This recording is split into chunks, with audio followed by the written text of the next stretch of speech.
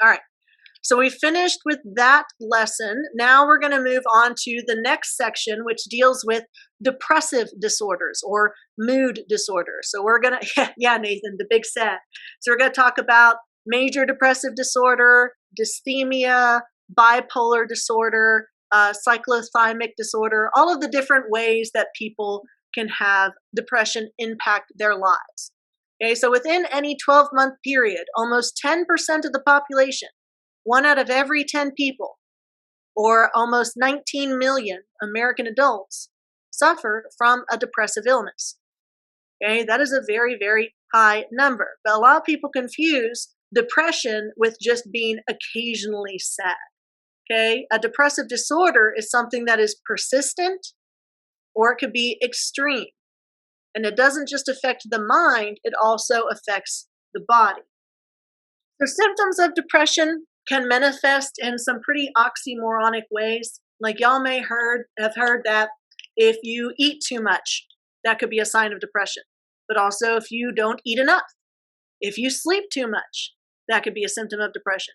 But also if you don't sleep enough. So insomnia versus hypersomnia. Okay, so it's very opposite ends of the spectrum. Now the way mine manifests is I eat more and I sleep more. Okay, and so it could differ depending on each person. It can also impact how you feel about yourself or others or your situation. Now, almost everybody is going to experience some type of mild depression in response to a situation or an external event. Okay, but being sad about something isn't a full-fledged mental health disorder. A depressive disorder is more persistent than just a passing period of sadness. It's also not a sign of personal weakness or a condition that can just be willed away. Like y'all may have heard, oh, you're depressed, just be happy, just smile. It's like, you solved everything. Why didn't I think of that? Why didn't I just think to be happy? Or they're like, oh, you should like go outside, and like, absolutely not. Like going outside, exercising, all of those things. When you're going through a depressive disorder, especially a major depressive disorder, those things become impossible. Getting out of bed, showering, brushing your teeth, all of those things are huge, insurmountable tasks. So it is very much a disorder. It's not something you can just pull yourself out of. With treatment, you can make those depressive episodes much shorter and much less dangerous. Without treatment, however, that can exacerbate the condition and make the symptoms much more drastic. For instance, with suicidal ideation. Now, there are some different gender roles that define or that impact suicidal ideation. Women tend to attempt suicide more often than men, and women are twice as likely to experience depression. However, men are more likely to die from suicide. Now, the reason for this is in the methodology. Oftentimes with suicidal ideation, it is a passing thought that is acted upon in higher rates if there is a method to complete that suicidal ideation. So if there's easy access to material that could end someone's life, that person is more likely to engage in that suicidal behavior, in that act. So people who are suicidal often follow an action plan. An action plan is put in place to help treat that suicidal ideation, which can include regulating medications, okay, having a person in the household give out medications at the appropriate times and in the appropriate amounts, getting rid of firearms or knives or sharp objects in the house, getting rid of over-the-counter medications, making sure that they're not easily accessible, okay? Because a lot of times suicide and attempts at suicide are spur of the moment, where they see an opportunity that's presented itself, but it's a permanent solution to a very temporary problem, so not a solution at all.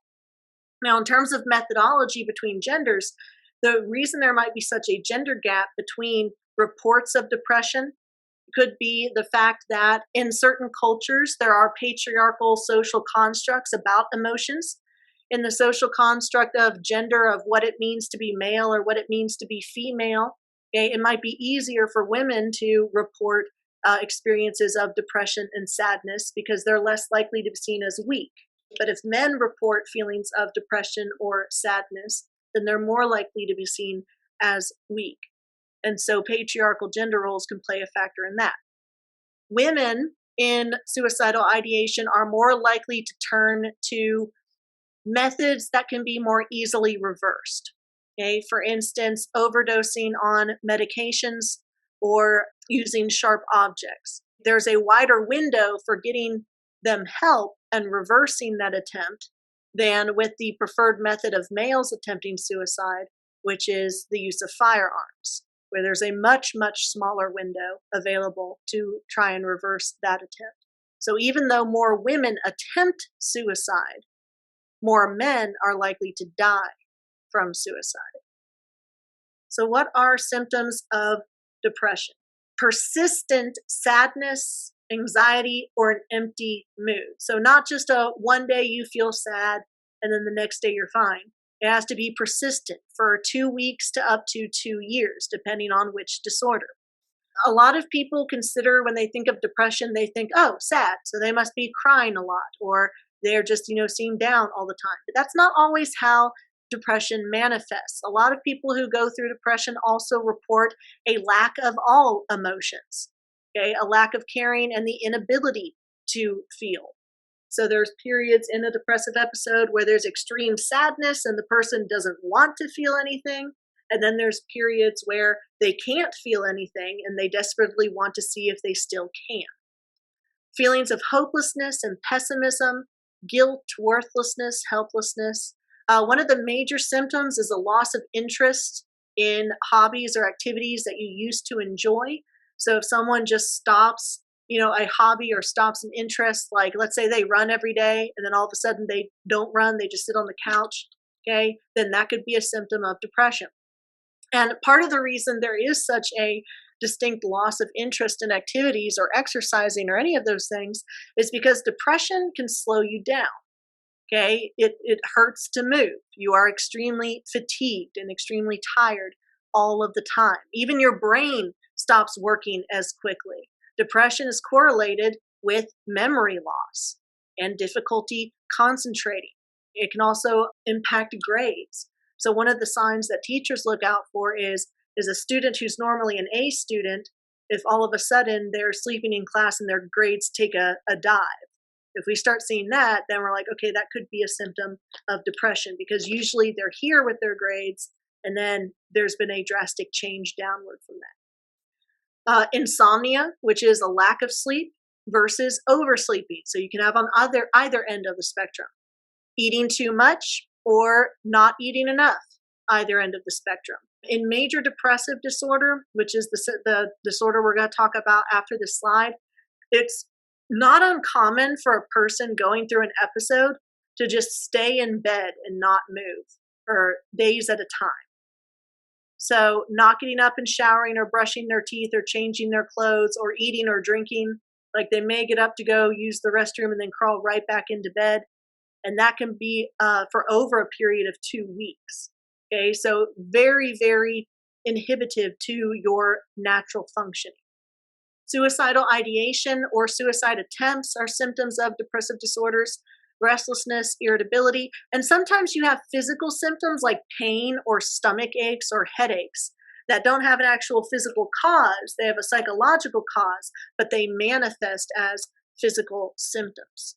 So major depressive disorder is the disorder where you have a combination of the symptoms we just discussed, at least 5 or more of the symptoms we discussed, lasting during the same 2-week period.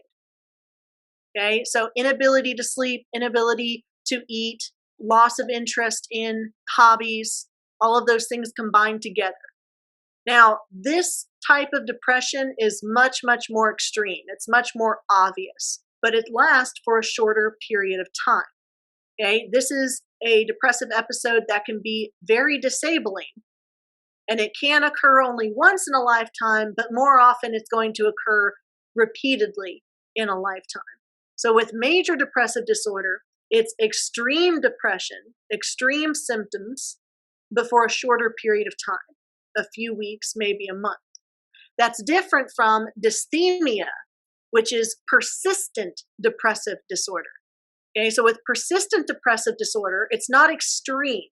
Okay, you can still get out of bed and you can still do the dishes and you can still go to work, but you have a depressed mood for most of the day and for most days. So, more often than not, you are depressed, you are sad or pessimistic, or you don't enjoy things. And this can be from either your own account or from other people noticing it about you. The thing with dysthymia, though, is that it's persistent for at least 2 years. Okay, so long term, kind of like if you think Eeyore from Winnie the Pooh. He's just constantly kind of sad. It's not like he's just laying there, never talking to his friends or never going on adventures, but it's like clearly he's, in a bit of a mucky mood. And that's his entire character for the entire series. Like you never see him in any other way. So that would be persistent depressive disorder as opposed to major depressive disorder. One is extremely debilitating. The other one sucks, but you can still go through life and function, just if not at your peak potential. So again, differences between gender and depression. We're going to see that more women report depression and are more susceptible to depression. But again, the issues with surveys is that they can be very subjective and they can be subject to sociocultural models. So women are more likely to honestly report depression or depressive symptoms than men due to those gender roles. What's interesting here is the wide gap between the two genders. Of the men who report those depressive episodes, it looks like about twice the number of women report those episodes, with the exception of Puerto Rico. Puerto Rico is the only one where more males report that they experience depression. Taiwan must be like Disneyland or something. Like nobody's depressed there. They're like they have one person who's depressed, or one guy, one girl, and that's it. Another factor that can play a role in depression is age. So here we see more women reporting depression, and then during the age range that it's most likely to occur is before middle age. So between the ages of 12 to 25. Once you get to ages 25 to 34, it starts plateauing and then decreasing. Okay? And so many of you have probably heard, oh, these are the best years of your life when you're 16, 17, 18 years old. And you're like, okay, then I do not have high hopes for the future if this is the peak. But that sort of thing isn't true. I mean, high school can be great, but typically once you get older, you have more stability, more financial security. You've formulated your identity. You know who you are. You know who your friends are. You may be in a career field, or you may have started a family.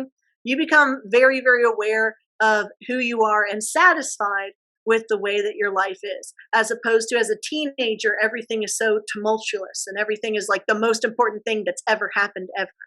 So your hormones start balancing out and your life starts getting a little bit more predictable and stable. And so that could be a factor in why rates of depression decrease. With a very interesting overlap here in the elderly population, where men actually start surpassing rates of depression in women around the age 75.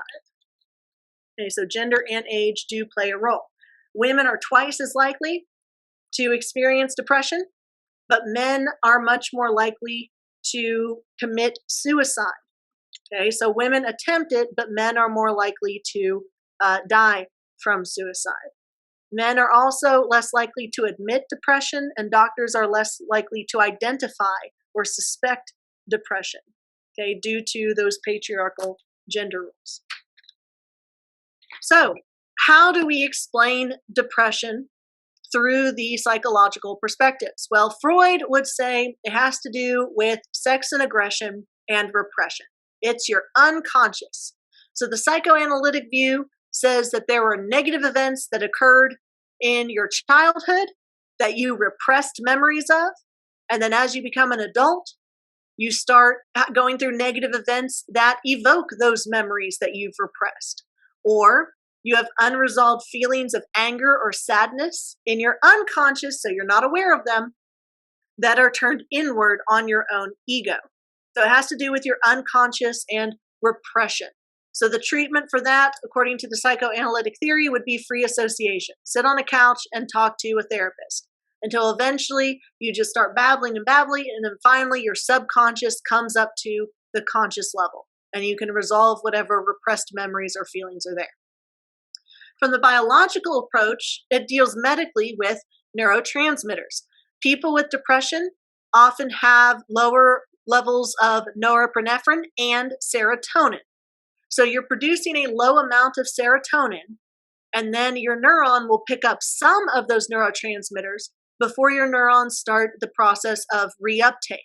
Now, with reuptake, it's taking all those serotonin out of commission, but you haven't gotten enough registered yet. And so one treatment for depression is SSRIs, selective serotonin reuptake inhibitors. So when your brain is releasing all of those neurotransmitters like serotonin, the medication stops your neurons from reuptaking it, from taking it out of circulation. That way, the neurotransmitter of serotonin remains in your synapses for longer, which means that your neurons have more opportunity to grab that serotonin and feel happy. Okay, so SSRIs are a common way to treat depression because they affect serotonin levels. In terms of genetics, studies have shown that identical twins have higher rates of depression than fraternal twins, meaning if one twin has a depressive disorder, then there's a much higher chance of their identical twin having the same disorder as opposed to a fraternal twin or just another sibling. So there is a genetic link, although it's not definitive. It's not, so because this identical twin had depression, that means the other one has to have it. It's a combination of nature and nurture. In the sociocognitive model, this is defining your thoughts and society in such a way that it reflects a pessimistic view. So a depressed person tends to think internal, all right, this is my fault, therefore I need to be punished. The timeline is stable, meaning things can't change, so what's the point in trying to change it? And that the event going on is global. This affects everything. This is the most important, or this is the only way I'm going to feel for the rest of my life. Okay, so in the sociocognitive model, you think everything's your fault, that it's always going to be this way, and that it affects everything in your life. Very, very, dramatic with that. And that leads to learned helplessness. Why try to change if it's hopeless? Okay, so you continue in that same behavior in the same depressive episodes without getting any treatment for it. So the sociocognitive model would say you need to address the cognition, you need to address the thoughts to move them out of that pessimistic, hopeless view. And we've talked about major depression, we talked about dysthymia with persistent depression, we talked about the difference in gender and how it relates to depression, and in terms of age differences, as well as the symptoms of depression and the treatment for that disorder. Now we're going to move on to bipolar disorder.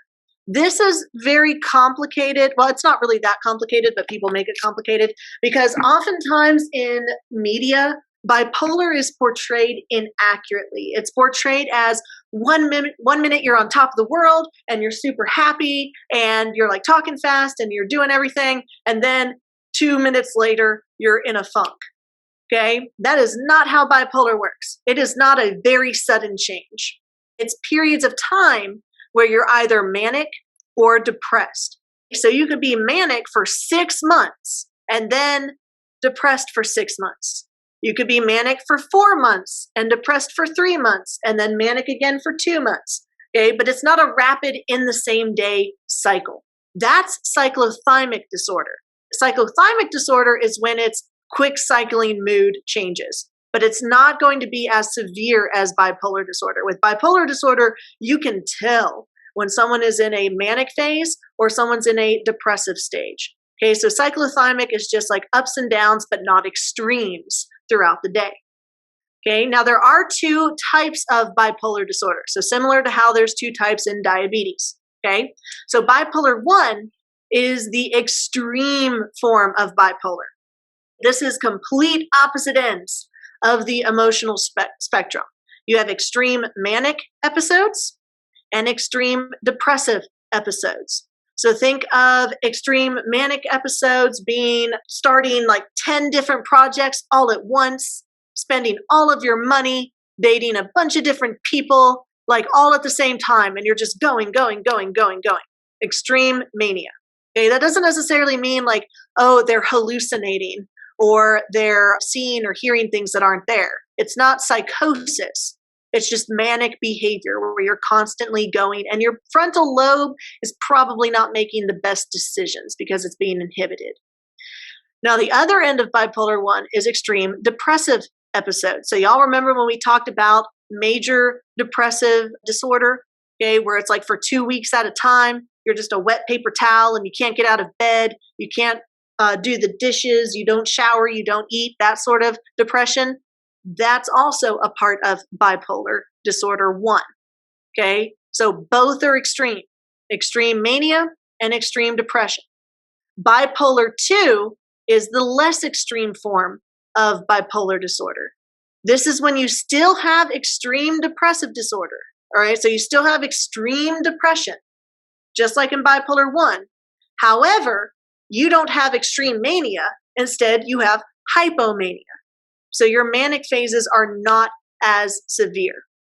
Okay? So you get all of the bad side, the depression side, without any of the quote unquote fun side from the mania. Because oftentimes people with bipolar disorder will be on their medication for a period of time because they don't want to experience the depressive end.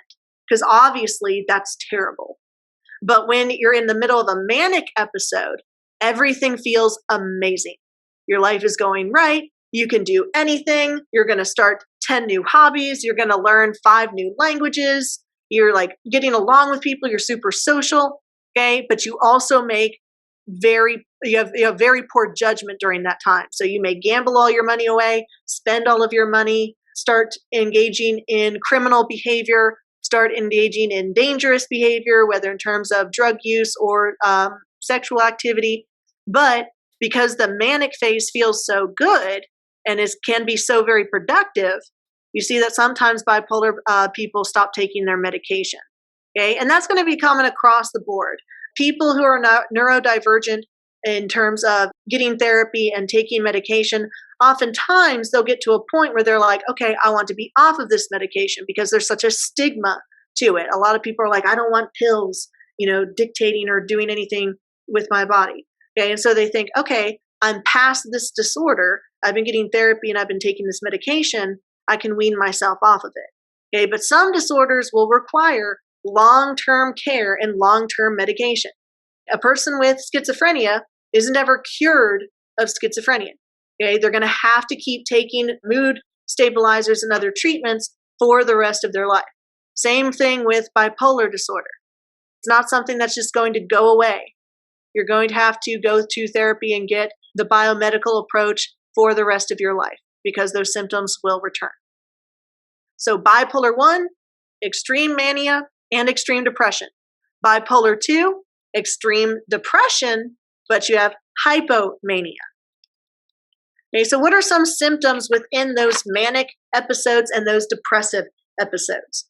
Okay, with this, you see cycling mood changes, and it's not going to be like within the same day or even within the same week. You have an extended period of time where you are persistently manic or you are persistently depressed. And then somewhere along the line, it flips over. So mania is often going to affect your thinking and your judgment in a negative way. Okay, your social behavior can get a little bit out of control, a little bit outside of social norms. Okay, and it can lead to some very embarrassing moments. If left untreated, some mania can result in psychosis. Okay, now typically you're not going to have a psychotic break within a manic episode. It's more so if you've gone a long time without treatment, it can be exacerbated into psychosis. I don't know if any of y'all are familiar with the TV show Shameless, okay, but one of the characters there, a redheaded guy, he had bipolar disorder and he went through a manic phase that ended up in him kidnapping a baby, and saying he was going to take it to somewhere, he's going to protect the baby, something or another. Like he just straight up snatched a child and he was having a psychotic episode. Okay, so you can see how it's like in media, it portrays it as, oh, people with mental illnesses who are neurodivergent are a danger to society or they're going to commit violent crimes. Not necessarily true. Neurodivergent people are more likely to be the victims of crimes rather than the perpetrators, but that doesn't sell on TV as well. Okay, so mania, if left untreated, can lead to psychosis. Who's the guy Van Gogh? Okay, Van Gogh is supposedly one of the famous individuals with bipolar disorder. Y'all may remember that he famously cut off his own ear to give to a girl he liked. He died via suicide, and it's speculated that he was cycling through bipolar episodes throughout his life. Okay, and so that mania, like maybe like cutting off his own ear, maybe that's a symptom of a manic episode. Suicidal ideation, that definitely would fit under depressive episodes. Okay, so other symptoms of manic episodes can include abnormal elation, so feeling extremely good, extremely happy, which you may think, oh, that's not too bad. Okay, but that kind of extreme elation can lead to poor judgment. Being over talkative or overactive. Okay, so if someone is having just a stream of consciousness talking, like they're stumbling over the words, they're just talking really, really, really fast. Okay, that's a symptom of mania. Being really irritable and impatient, not needing to sleep. Okay, so you have insomnia because you're so active. Your body's just like, let's keep going and keep going, keep going. Whereas in the depressive episode, you're not going to be able to get up out of bed and you're going to sleep excessively. Grandiose notions, what this means is you develop kind of a complex where you think you can do anything, like I'm going to go gamble all of my life savings because I'm feeling lucky, or I'm going to go get into a fight at this bar because I think I'm invincible. These grandiose notions of how good you are at something or what you're capable of doing. Racing thoughts, increased sexual desire, which can lead to some problematic social behavior. Lots more energy, a part of that manic episode. Very poor judgment in terms of your frontal lobe being inhibited. Inappropriate social behavior, like in that episode of Shameless, kidnapping a baby, that's kind of frowned upon in a society. And being reckless and impulsive. Okay, but like I said before, Van Gogh is speculated to have suffered from bipolar disorder. And so there's kind of this correlation versus causation argument over whether bipolar disorder is linked to creativity. Okay, like some famous individuals like Mark Twain, Demi Lovato, Tim Burton speculated that maybe their creativity could be a part of their manic versus depressive episodes. But again, we can't establish that causation versus correlation argument. Okay, obviously, while in the middle of a manic episode, you're going to see a lot of productivity and a lot of creativity. But is that worth the depressive episode that you have to go through? I mean, like Van Gogh was an excellent artist, but he eventually died via suicide in the midst of a depressive episode. So those extremes, okay, need to be stabilized. So how do you treat bipolar disorder? How do you stabilize those moods? Well, the most common treatment for bipolar disorder is the biomedical approach, okay? And it's to prevent these shifts in mood from happening in the first place. So mood stabilizers are prescribed, lithium being the most popular. So instead of going through manic or depressive episodes, you're just in the middle, okay? So you never go to those extreme highs or those extreme lows. You're just average on the emotional scale. Now, if you are in the middle of an episode, like you're in the middle of a depressive episode, that's when you could take antidepressants to act as antagonists for your serotonin reuptake, or anxiety medication like Xanax or Valium, okay, to prevent the depressive episode from getting worse. But the thing with antidepressants is it's not just you take a pill and then all of a sudden you're happy. It can take up to 2 weeks for SSRIs to start having an impact on you. Okay, so this isn't oh, I got an antidepressant, I'm going to take it and then I'll be happy. It's you have to continue taking it for at least 2 weeks before you start feeling the effects. Whereas anti-anxiety medications hit within like the first 30 minutes. Okay, so mood stabilizers, that's something that you're going to need to be on indefinitely to keep you at that middle level. But then if you're in the midst of a depressive episode, then you can have anti-anxiety drugs and antidepressants to pull you out of it so you can go back on the mood stabilizer. Antipsychotics are useful during the manic episodes because remember, untreated mania can lead to psychosis. So to prevent it from getting to that level, that's when you would prescribe Thorazine or haloperidol. But in addition to the biomedical approach, okay, because not everybody is going to benefit from a one-size-fits-all approach to neurodivergent disorders, you can also combine that with therapy. Okay, so the cognitive behavioral therapy, or CBT, that can involve rational emotive therapy, where you look at the action and the belief and then the consequence of that cognition. So looking at your thoughts and addressing whether they're coherent or not coherent. So if you're like, oh, in the middle of a manic phase, I'm going to invest all of my money in GameStop. Okay, well, is that a logical thought or is it not a logical thought? Okay, I guess it depends on when you planned on investing it.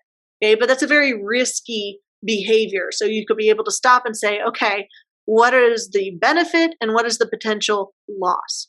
Talking about self-actualization and your ideal versus your real self. Okay, so your ideal self may not ever go through a depressive episode, but your real self does. So you would have to maintain the use of that medication in order to get closer to your ideal self. And then psychoanalytic therapy, talking about free association, that it must have something to do with your subconscious that's triggering manic or depressive episodes. I'm leaning more towards the CBT version of therapy. Like if I were a practitioner, I wouldn't do psychoanalytic. I would probably lean more towards Albert Ellis's view of therapy, but then definitely combine that with the biomedical approach. It's not a one size fits all. Another depressive disorder that you may have heard of before is known as SAD. And I know you're like, wait, okay, so SAD is depression? Yes, because this is a specific type of depression. This is seasonal affective disorder. Okay, this is when depressive episodes hit in the fall and winter months. So seasonal episodes in terms of in the spring and the summer, your mood is fine. You're happy. But once it starts getting dark outside, once it starts getting cold outside, that's when you start seeing a distinctive shift in your mood. Okay, so it's not based on necessarily a neurochemical imbalance that's genetic. It's based on your environment. Because remember that sunlight can affect your mood and it can control things like sleep. So what is one possible cause of SAD or seasonal affective disorder? Well, the pineal gland is releasing more melatonin. That makes you feel tired. And so then you want to sleep more. And sleeping more is one of those symptoms of depression. If you try to fight the melatonin and stay awake in spite of the need to sleep, then that can make you very moody and lethargic. So people with SAD often suffer worse episodes in the winter. In fact, anybody with a depressive disorder, whether it's depression or bipolar disorder or SAD, suffers worse symptoms in the winter than in the summer because of the effect of light on our psyche. So we have all of the usual symptoms of depression in this disorder. You're eating too much, sleeping too much, weight gain, particularly during the fall and the winter. However, in the spring and the summer, everything goes back to normal. You're no longer depressed, full remission. Okay? In order to get diagnosed with SAD, it has to be something that's persistent, not necessarily you're sad all the time, all year, but in the past 2 years, you have seasonal depression, but then when it's not fall and winter, you're perfectly fine. Okay? And your seasonal episodes have to outnumber the non-seasonal depression. Because if it's not related to the seasons, then it could just be persistent depressive disorder or a major depressive disorder. So they have to be able to differentiate between which one. Because even light therapy can be used to treat seasonal affective disorder. I'm sure y'all have seen like the lamps that they sell. Like after anything blows up on Twitter, they're always like linking lamps underneath the viral tweet. They're just like, you need this to help you wake up in the morning. It's like, okay, fine. If I see another post about this dang lamp, I may buy it. That's how they get you. And so that can be a method to treat SAD, or being on antidepressants during the fall and the winter months. So not necessarily being consistent with it throughout the entire year, but simply using it when these seasonal episodes occur.